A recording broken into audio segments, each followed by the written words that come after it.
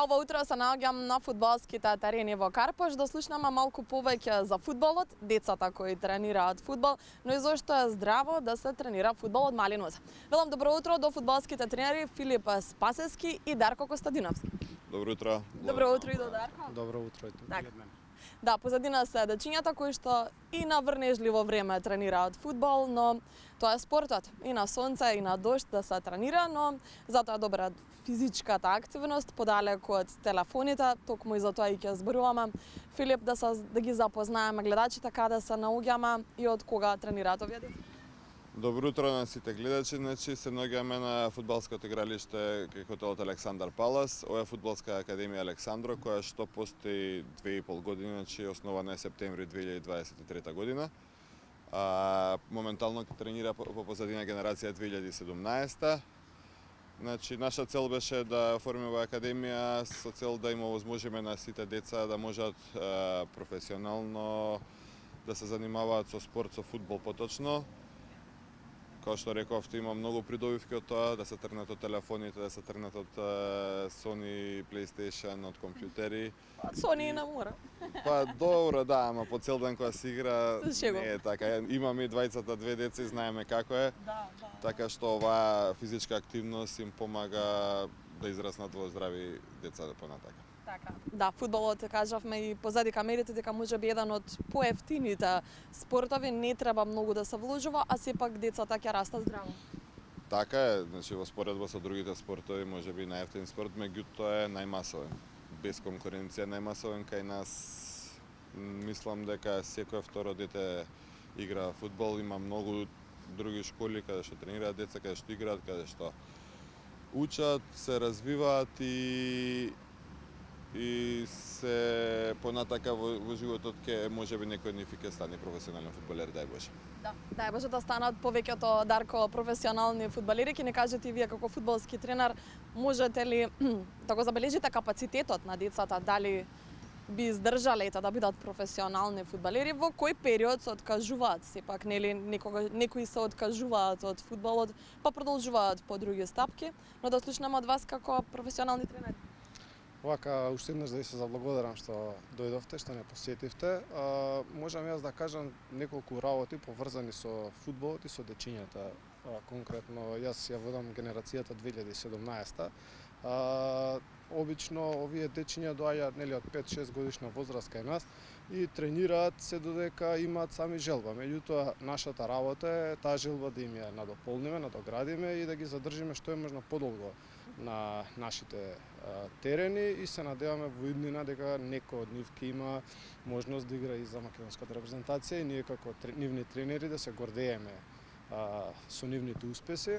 Наша задача е значи да ги воведеме во фудбалот, да им биде интересно сето тоа што го работат тука и да се задржат, реков, па сигурно дека 5-16-та година да бидат во нашата академија. Ова е ваша прва генерација, колку што разбрав, или претходно сте имале генерации на фудбалери? Овде во академијата ми е мене прва генерација.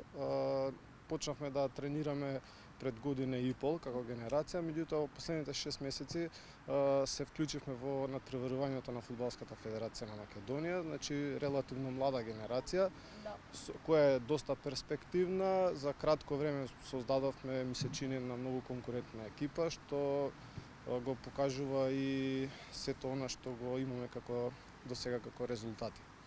Да не забораваме да ги споменаме и пехарите кои што и гледачите ги видат. Што освоивте, колку пехари освоивте, слободно може да стане дополнува? Да, па тоа ми беше мислата, значи годинава за прв пат нашата академија имаше зимска лига, организирана зимска лига во 4 генерации, 2015, 2016, 2017 и 2018. Јас како предводник можам да кажам само за мојата генерација, 2017, значи изиграа дечињата 3 месеци, секој викенд фантастични надпревари, се дружеа, тоа беше најбитно.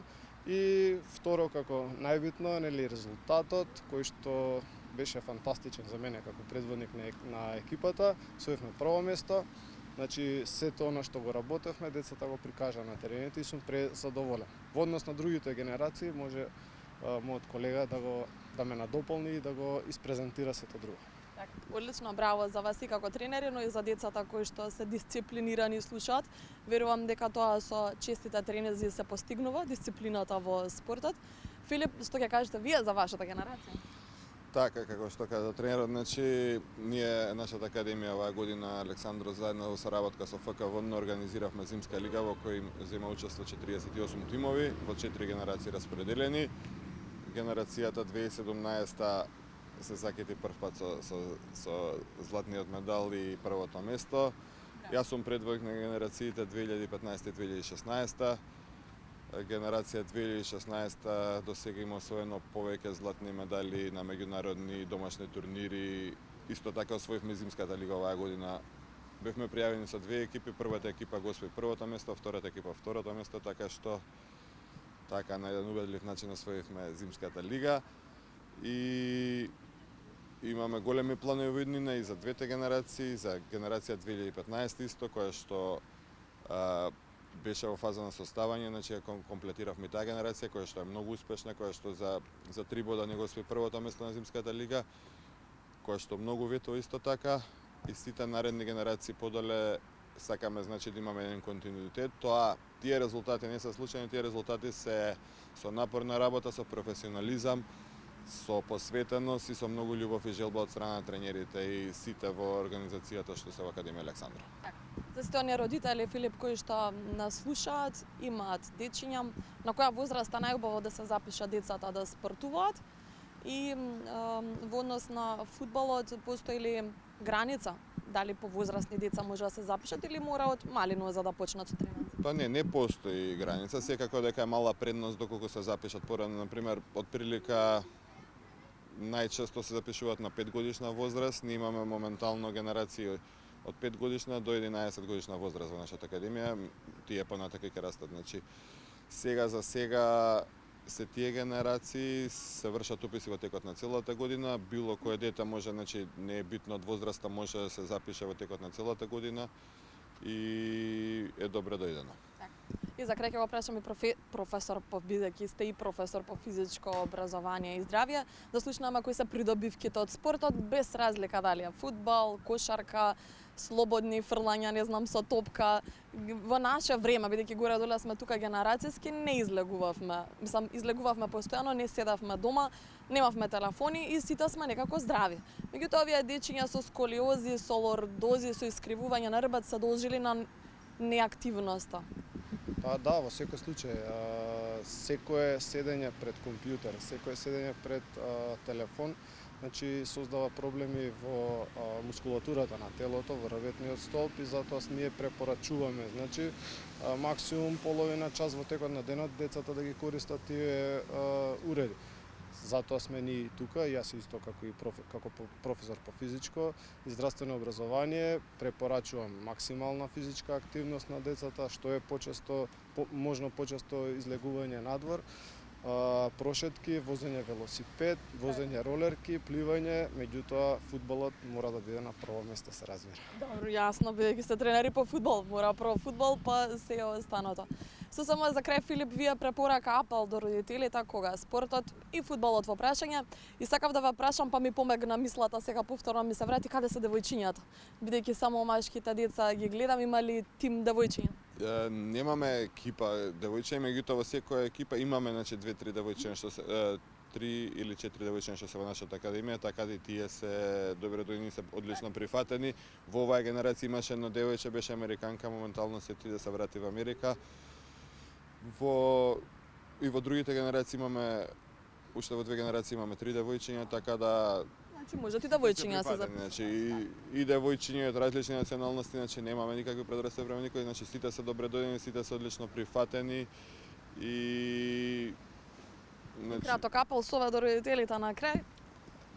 Тоа е многу долга тема е таа, значи не.